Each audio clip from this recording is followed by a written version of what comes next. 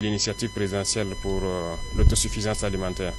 Donc dans ce cadre, nous avons décidé cette année d'accompagner les producteurs. Le ministère avait déjà engagé un processus de labour gratuit de 64 000 hectares dans toutes les régions.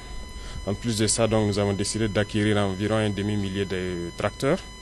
Pour cette saison, il faut le dire que ces tracteurs seront utilisés pour labourer gratuitement les terres pour cette saison pluvieuse qui va commencer.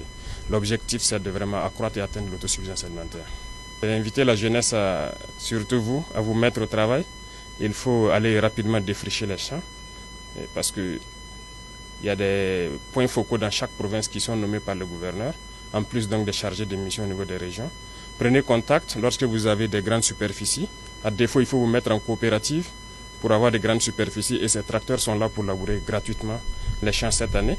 L'accompagnement donc par les semences améliorées et l'engrais qui est aussi disponible, qui sera subventionné, et la quantité, en tout cas, vaut au moins 2 fois celle de l'année passée. Également l'appui en termes d'intrants, notamment les semences. Il y a 18 000 tonnes qui seront mises à disposition des producteurs de manière subventionnée. C'est 2 fois plus que la quantité qui a été mise à disposition en 2023 et plus de 5 fois la quantité qui a été mise à disposition sur la moyenne des 5 dernières années. C'est la même chose pour les engrais. Nous aurons pour les engrais chimiques environ 68 900 tonnes qui vont être mises à la disposition des producteurs de manière subventionnée.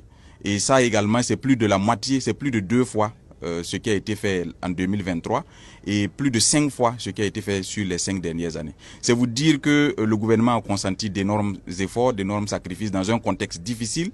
Le montant total de ces efforts-là porte sur 78 milliards environ. C'est pour dire que le chef de l'État a traduit son ambition en actes réels et nous a permis de réaliser ce matériel.